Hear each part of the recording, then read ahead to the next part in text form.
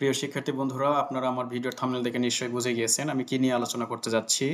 আপনারা অবগত রয়েছেন গত 31 আগস্ট 2025 খ্রিস্টাব্দে বাংলাদেশ সরকারি কর্ম কমিশন সচিবালয় কতগুলি নিয়োগ বিজ্ঞপ্তি প্রকাশ করেছিল। সেখানে অন্যতম বা আলোচিত নিয়োগ বিজ্ঞপ্তি ছিল প্রাথমিক বিদ্যালয়ের প্রধান শিক্ষক, অর্থাৎ সরকারি প্রাথমিক বিদ্যালয়ের প্রধান শিক্ষক পদের যে সার্কুলার, সেখানে পদ সংখ্যা বলা হয়েছিল 2169টি। তো সঙ্গত কারণে এই পদ সংখ্যা কমে যাচ্ছে, এবং কেন কমে যাচ্ছে এ নিয়ে বিস্তারিত আমি আলোচনা করবো আপনাদের সামনে। তো সরকারি কর্ম কমিশন সচিবালয় বা পিএসসি বা বিপিএসসি যেটি বলি না কেন, তারা সাধারণত বিসিএস এর বাহিরে নন ক্যাডার নবম গ্রেড অর্থাৎ প্রথম শ্রেণী এবং দ্বিতীয় শ্রেণী যেটি দশম থেকে 12তম গ্রেডের তারা বিভিন্ন পরীক্ষা নিয়ে থাকে। অনেক সময় বিসিএস থেকেও নিয়োগ দিয়ে থাকে অথবা আলাদা সার্কুলার মধ্যে পরীক্ষা নেয়। তো সেই ক্ষেত্রে যেহেতু প্রধান শিক্ষক দ্বিতীয় শ্রেণীর, সেই ক্ষেত্রে তারা প্রাথমিক ও গণশিক্ষা মন্ত্রণালয় তারা একটি চাহিদা পাঠিয়েছিলেন যে কতটি পোস্ট ফাঁকা রয়েছে, সেই অনুযায়ী তারা সার্কুলার দিবে। এবং প্রাথমিক ও গণশিক্ষা মন্ত্রণালয় কিন্তু একটা চাহিদা দিয়েছেন, সেই ক্ষেত্রে সেই অনুযায়ী তারা 2159টি পোস্টের বিজ্ঞপ্তি দিয়েছেন। তো আমরা একটু হিস্ট্রি দেখে আসি। দেখেন, এখানে বলা হয়েছে যে সরকারি প্রাথমিক বিদ্যালয়ের প্রধান শিক্ষকের 34,000 শূন্য পদ পূরণের উদ্যোগ নিয়েছে সরকার, অর্থাৎ প্রাথমিক ও গণশিক্ষা মন্ত্রণালয়। এটি হচ্ছে প্রথম আলোর একটি নিউজ গত 29 জুলাই 2025 খ্রিস্টাব্দে প্রকাশ করেছিল। সেখানে বলেছিল যে দেশের সরকারি প্রাথমিক বিদ্যালয়ে প্রধান শিক্ষকের শূন্য পদগুলো পূরণের জন্য সরকার দ্রুত সিদ্ধান্ত নিচ্ছে, এবং তারা বলেছিল যে সরাসরি নিয়োগযোগ্য পদ ছিল 2382টি। হ্যাঁ, আর সবচেয়ে বড় কথা যে তারা বলেছিল যে বাংলাদেশে 65,569টি সরকারি প্রাথমিক বিদ্যালয় রয়েছে। সেখানে এই প্রাথমিক বিদ্যালয়ের বিপরীতে প্রধান শিক্ষকের পদ ছিল 65,502টি। আমি আপনাদের দেখিয়ে দিচ্ছি যে এই যে 65,502টি, এখানে দেখুন যে এই যে 65,502টি পোস্ট ছিল। এই 65,502টি পোস্ট আপনারা দেখতেই পাচ্ছেন এই যে এখানে। তো এখানে বলেছিল যে এই 65,502 এর মধ্যে যে 31,000 এই 396 জন কর্মরত ছিলেন বা কর্মরত আছেন। সেক্ষেত্রে এই 34,106টি পদ শূন্য ছিল।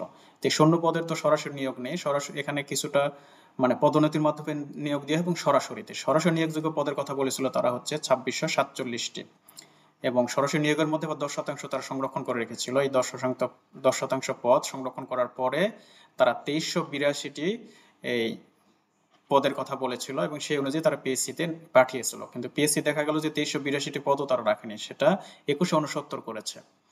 তাহলে 2169টি করে তার একটি সার্কুলার দিয়েছে। তো এখন এর পরেই দেখুন 29 জুলাই 25-এর এটি খবর ছিল প্রথম আলোর। দ্বিতীয় আমরা স্লাইডে আসি। এখানে দেখেন প্রথম আলো আবার 1 সেপ্টেম্বর 2025, অর্থাৎ এই চলতি মাসেই একটি তারা নিউজ করেছে। সেখানে বলেছে যে সরকারি প্রাথমিক বিদ্যালয়ের প্রধান শিক্ষক নিয়োগ বিধিতে পরিবর্তন এনেছে। সেখানে বলা আছে যে পূর্বের যে নিয়োগ বিধি ছিল 19 সালের নিয়োগ বিধি, সেখানে কিন্তু এখানে আপনার এই যে 35% পদের কথা বলেছিল, 35% পদের কথা সরাসরি নিয়োগের কথা বলেছিল, কিন্তু এই সরাসরি নিয়োগ 35% এটি চেঞ্জ করে তারা বলেছে এখন যে 20% নিয়ে এসে, অর্থাৎ নিয়োগ বিধি চেঞ্জ করেছে। তো সেই ক্ষেত্রে কিন্তু পিএসসি বলেছে যে 2169টি পোস্টার থাকছে না, অর্থাৎ এটি কমে যাবে, এবং সেই অনুযায়ী একটা সংশোধিত বিজ্ঞপ্তি তারা ছাড়বে বা প্রকাশ করবে। তো আমরা দেখি আগে 19 সালে সার্কুলারে কি ছিল, এটা আমরা একটু দেখে আসি। তাহলে 19 সালে এই যে দেখেন গেজেট, যে সরকারি প্রাথমিক বিদ্যালয়ের শিক্ষক নিয়োগ বিধিমালা 2019, এই সার্কুলারে অর্থাৎ এই বিধিমালাতে ছিল যে এই যে প্রধান শিক্ষক পদের জন্য আগে বয়স ছিল 21 থেকে 30, সেখানে বলেছিল যে 65% পদ পদোন্নতি আর 35% পদ সরাসরি নিয়োগ। তো সরাসরি নিয়োগ এই অনুযায়ী কিন্তু পিএসসি সার্কুলার দিয়েছিল গত 31 আগস্ট। তো তারা বুঝতে পারেনি যে নতুন একটি বিধিমালা হতে যাচ্ছে। সেই ক্ষেত্রে নতুন যে বিধিমালা 25 হলো সেটি আমরা দেখে আসি। এই দেখেন 25 সালে একটি বিধিমালা করেছে, এবং সেটা কত 28 আগস্ট 2025 গত মাসে। এই বিধিমালাতে কি বলেছিল আমরা একটু দেখে নেই। এই বিধিমালাতে বলেছিল যে প্রধান শিক্ষকের জন্য বয়স হতে হবে 32 বছর, আর মোট পদের যে 80%, দেখেন 80% তারা পদোন্নতির কথা বলেছিল, যে পদোন্নতির মাধ্যমে অর্থাৎ যারা সহকারী শিক্ষক রয়েছেন সেখান থেকে পদোন্নতির মাধ্যমে 80% পদ তারা পূরণ করবে। আর শুধুমাত্র 20% পদ সরাসরি নিয়োগ, অর্থাৎ যে কেউ বাইরে থেকে আবেদন করতে পারবে।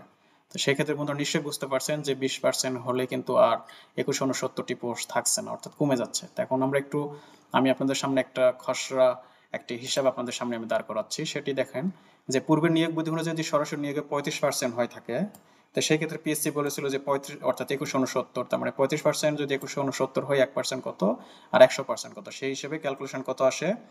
এই ধরে নেন যে 6197টি আমরা ধরে নিলাম যে 6197টি এই পদের মধ্যে শুধুমাত্র এই 35% পদ সরাসরি নিয়োগ, কিন্তু এখন তো 35 নেই, 20%। তাহলে সেই ক্ষেত্রে আমরা এই 20% বের করবো, অর্থাৎ 6197 এর 20% কত হয়। অর্থাৎ আমরা ঐকিক নিয়মে করতে পারি যে 100 জনে নিবে 20 জন, একজনে কত 6197 জনে কত, সেক্ষেত্রে দেখা যাচ্ছে আমাদের এই 1239 আসতেছে। অর্থাৎ এখন আমরা বুঝতে পারছি যে পিএসসি যদি সংশোধিত নিয়োগ বিজ্ঞপ্তি প্রকাশ করে সেখানে কিন্তু 1239 এর বেশি পোস্ট আসবে না।